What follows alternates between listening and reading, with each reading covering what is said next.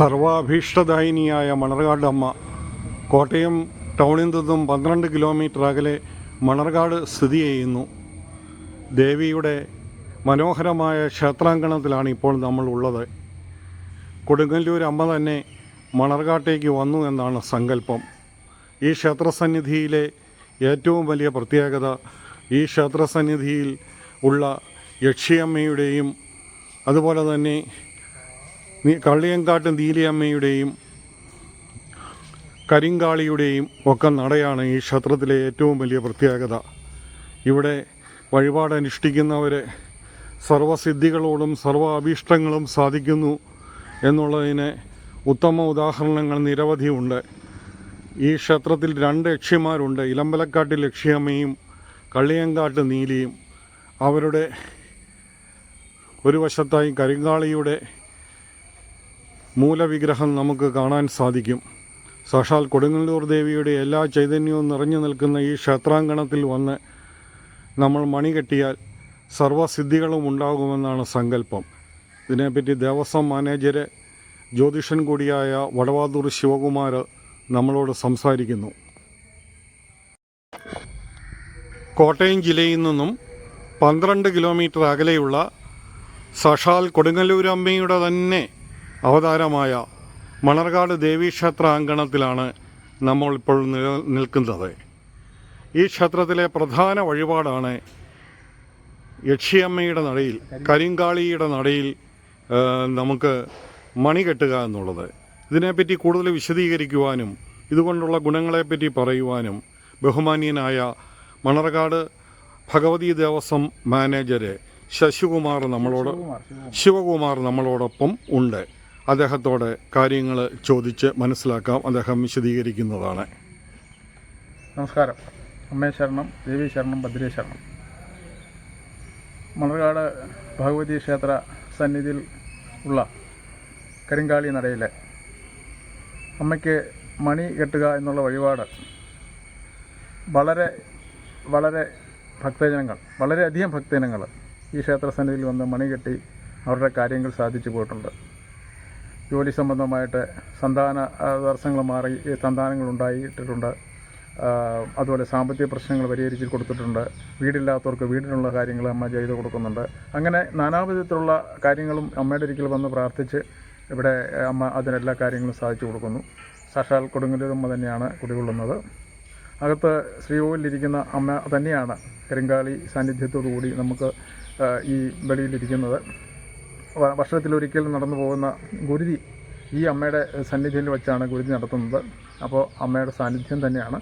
ഈ മണികെട്ട് വഴിപാട് ഇവിടെ ആരംഭിച്ച കാലം മുതൽ പല വിധത്തിലുള്ള അമ്മയ്ക്ക് ഇഷ്ടപ്പെട്ടതായിട്ടുള്ള പലവിധ ലക്ഷണങ്ങളും ഈ ക്ഷേത്ര സങ്കേതത്തിൽ ഭക്തജനങ്ങൾക്ക് അമ്മ കാണിച്ച് കൊടുത്തിട്ടുണ്ട്. അതെന്തൊക്കെയാണ്?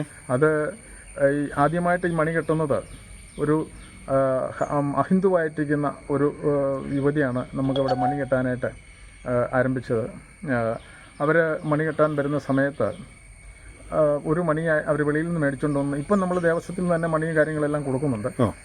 അവരോട് പറഞ്ഞതനുസരിച്ച് അവർ ഒരു മണി ഇവിടെ കെട്ടാനായിട്ട് വെളിയിൽ നിന്ന് മേടിച്ചുകൊണ്ട് വന്നു. അത് കൊറോണ വന്ന സമയത്താണ്. അത് കൊറോണ കഴിഞ്ഞ് ഒരു ദിവസത്തിലെ 2 മണിക്കൂർ 1 മണിക്കൂർ നേരം നട തുറക്കുന്ന ആ ഒരു സന്ദർഭത്തിലാണ് ഇവർ വരുന്നത്. അപ്പോൾ ഇവർ മണിയൊക്കെ ആയിട്ട് വന്ന് കുറച്ച് വഴിപാടുകൾ കാര്യങ്ങളൊക്കെ അവർക്കുണ്ടായിരുന്നു.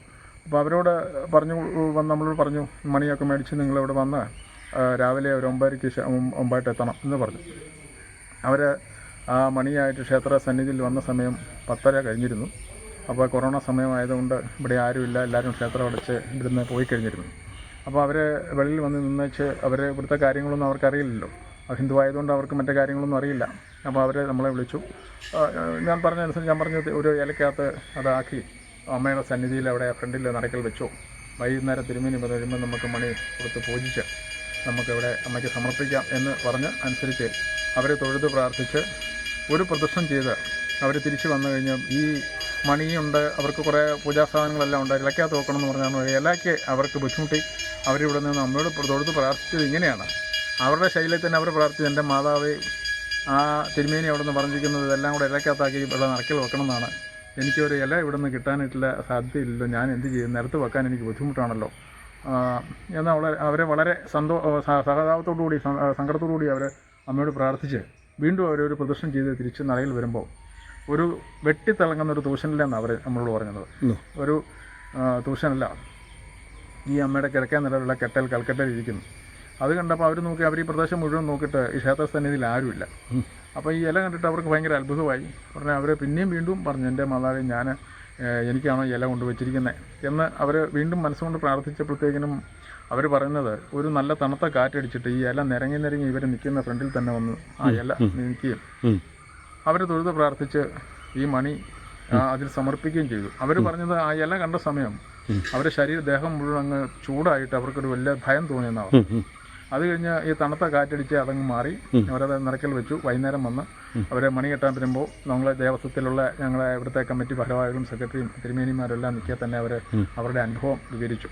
സർവാഭിഷ്ടദായിനിയായ അമ്മയുടെ നടയിൽ ഇത്ര മണി കെട്ടണം, അങ്ങനെ വല്ല ചടങ്ങുകളും ഉണ്ട്.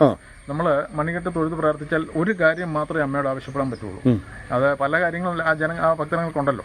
അതിൽ പ്രധാനമായിട്ടുള്ള ഏതെങ്കിലും ഒരു കാര്യം നമ്മൾ നടക്കുന്ന നേരെ അമ്മയോട് തൊഴുത് പ്രാർത്ഥിച്ച് നിശ്ചയിക്കുക. അമ്മ എൻ്റെ ഈ കാര്യം തടസ്സങ്ങളൊക്കെ മാറ്റി കാര്യം സാധിച്ചു തരുന്നതിന് അമ്മയ്ക്ക് ഞാൻ ഇത്ര മണി, 6 മണി അല്ലെങ്കിൽ 12 മണി, അത് ഞാൻ ഇത്ര മണി ഇത്ര ദിവസം കൊണ്ട് ഈ നടക്കിൽ സമർപ്പിച്ചോളാം, എൻ്റെ കാര്യങ്ങൾ തടസ്സങ്ങളൊക്കെ മാറ്റി സാധിച്ചു തരണം അമ്മയോട് തൊഴുത് പ്രാർത്ഥിക്കുക. അത് കഴിഞ്ഞ് ദേവസ്വം ഓഫീസിൽ വന്ന് നമ്മൾ ഒരു നാളികേരം വാങ്ങി നമ്മൾ നടക്കിൽ പോകാതെ തന്നെ ഇടത്തേക്ക് പ്രദർശനം ചെയ്ത് അവിടെ ഒരു ക്ഷേത്രപാലനുണ്ട്. ക്ഷേത്രപാലൻ എന്ന് പറഞ്ഞാൽ ശരിക്കും പറഞ്ഞാൽ കൊടുങ്ങല്ലൂരമ്മയുടെ സ്ഥാനം ഭൈരവനാണ്. അപ്പോൾ അമ്മയുടെ കാര്യങ്ങൾ, അപ്പം നമുക്ക് പരമേശ്വരനോട് നന്ദി ഭഗവാനോട് കാര്യങ്ങൾ പറയുന്നത് തന്നെ അവിടെ തന്നെ അദ്ദേഹത്തിനോടും പറയാം. അപ്പോൾ അദ്ദേഹത്തിനോട് തൊഴുത് പ്രാർത്ഥിക്കുകയാണ്, ഞാൻ അമ്മയോട് പ്രാർത്ഥിക്കുന്ന ഈ കാര്യങ്ങൾ എനിക്ക് തടസ്സങ്ങളൊക്കെ മാറ്റി തന്ന് എനിക്ക് സാധിച്ചു തരണം എന്ന് പ്രാർത്ഥിച്ച് ആ ക്ഷേത്രപാലന നടയിൽ ഒരു പ്രദർശനം ചെയ്ത് നാളികേരം ആദ്യം ഉടയ്ക്കണം, തടസ്സങ്ങളൊക്കെ മാറാൻ. നാളികേരം ഉടച്ച് തിരിച്ച് ദേവസ്വം ഓഫീസിൽ വന്ന് മണി എഴുതി മേടിച്ച് ആ മണിയായിട്ട് ക്ഷേത്രത്തിനുള്ളിൽ പ്രവേശിച്ച് മണി പൂജിച്ച് തിരുമേനി കൊടുത്ത് കയ്യിൽ കിട്ടിക്കഴിഞ്ഞ് അതുമായിട്ട് വടക്കേ നടവഴി ഇറങ്ങി കിഴക്ക് വശം വന്ന് തൊഴുത് പ്രാർത്ഥിച്ച് മൊബൈൽ സ്വിച്ച് ഓഫ് ആക്കി മറ്റാരോടും സംസാരിക്കാതെ ഉരിയാടാതെയും തന്നെ ആ മണിയായിട്ട് ഒരു 3 പ്രദക്ഷിണം വെളിയിലിറങ്ങി ക്ഷേത്രത്തിന് ചുറ്റും വെക്കണം. ആ 3 പ്രദക്ഷിണ സമയം അമ്മയുടെ പ്രാർത്ഥനയും നമ്മൾ എന്താണോ ഉദ്ദിഷ്ട കാര്യം പറഞ്ഞിരിക്കുന്നത് അതും മാത്രമേ മനസ്സിലാകാവുള്ളൂ. അത് കഴിഞ്ഞ് 3ാമത്തെ പ്രദക്ഷിണം കഴിഞ്ഞ് നമ്മൾ തിരിച്ച് നമ്മൾ നമ്മുടെ ഈ കരിങ്കാളി സന്നിധിയിൽ വരിക.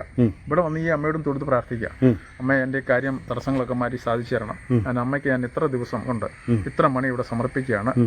മണി കെട്ടി തീരുന്ന ദിവസം ഈ കരിങ്കാളി അമ്മയ്ക്കായിട്ട് ഞങ്ങൾ ഒരു കരിങ്കുടിക്കും കടുംപായസവും ഇവിടെ കഴിച്ചോളാം എന്ന് നിശ്ചയിച്ചിട്ട് ഈ മണി കെട്ടിന് ചുറ്റിനും ഒരു പ്രദർശനം ചെയ്ത് അമ്മയുടെ തടസ്സങ്ങളൊക്കെ മാറ്റി കാര്യം സാധിച്ചെന്ന് പ്രാർത്ഥിച്ചിട്ട് മണി കെട്ടുകയാണ്. ഇതാണ് മണികെട്ട്. അതിൻ്റെ വലിയ അത്ഭുതം എന്ന് പറഞ്ഞാൽ സന്താന ഭാഗ്യം തന്നെ കൊടുത്തു എന്നുള്ളതിൻ്റെ ആദ്യം തന്നെ പറയാം. 14 വർഷം കഴിഞ്ഞ് ധാരാളം ആൾക്കാർ ഇപ്പം കുട്ടികളില്ലാത്ത വരുന്നുണ്ട്. ഒരു 6-7 പേർക്കോളം ഇപ്പം നമ്മൾ റെക്കാർഡിക്കലായിട്ട് ഞങ്ങൾ എഴുതി വെച്ചിട്ടുണ്ട്. 7 പേർക്കോളം ഇവിടെ ഇപ്പോൾ കുട്ടികളായിട്ടുണ്ട്. അതിൽ 14 വർഷം കഴിഞ്ഞ് പല ഡോക്ടറെയും കണ്ട് പല ക്ഷേത്രങ്ങളിലും വഴിപാടുകളും പള്ളികളിലും ഒക്കെ പോയി പൂജ ചെയ്തിട്ട് സാധിക്കാതെ വന്നയാൾ 14 വർഷം കഴിഞ്ഞ് ഇവിടെ വന്ന് മണി കെട്ടാൻ ആരംഭിച്ചു. അവർ 6 മണിയാണ് നിശ്ചയിച്ചിരുന്നത്. 6 മണിക്ക് കെട്ടി 4ാമത്തെ മണി കെട്ടി അവർ ഭാര്യയും ഭർത്താവ് കൂടെ വന്ന് പ്രദർശനം ചെയ്തുകൊണ്ടിരുന്ന സമയത്ത് തെക്കേ നടയിൽ വരുമ്പോൾ ഈ സ്ത്രീക്ക് പെട്ടെന്നൊരു തലകർക്കമുണ്ടായി. അപ്പോൾ തലകർക്കമുണ്ടായി അവരെ ഞാനോട് കൂടി പിടിച്ച് അവരെ നമ്മുടെ ഓഫീസിൻ്റെ വാതിൽക്കൽ കൊണ്ടിരുത്തി കിടക്കണമെന്ന് ചോദിച്ചു. വേണ്ടാന്ന് പറഞ്ഞു. അവർക്ക് വെള്ളമൊക്കെ കൊടുത്ത് ഒരു അരമണിക്കൂർ കഴിഞ്ഞപ്പോൾ അവർ കുഴപ്പമില്ലാന്ന് പറഞ്ഞ് എഴുന്നേറ്റ് വീണ്ടും പ്രദർശനമൊക്കെ ചെയ്ത് അവർ മണി കെട്ടിയിട്ട് പോയി. പിറ്റേ ദിവസം ഭർത്താവ് തനിയെ വരുന്നു. അപ്പോൾ ചോദിച്ചപ്പം പറഞ്ഞു, സാറേ അമ്മയെ അനുഗ്രഹിച്ചു ഞങ്ങളെ. അപ്രകാരം സർവാഭിഷ്ടദായിനിയാണ് അമ്മ. അതെ. എന്തായാലും ബ്രെയിൻ സ്പാർക്ക് യൂട്യൂബ് ചാനലിൽ നിന്നും ഇത്രയും കാര്യം വിശദീകരിച്ച ചേട്ടന് അമ്മയുടെ എല്ലാ അനുഗ്രഹങ്ങളും ഉണ്ടാകട്ടെ എന്ന് പ്രാർത്ഥിക്കുന്നു.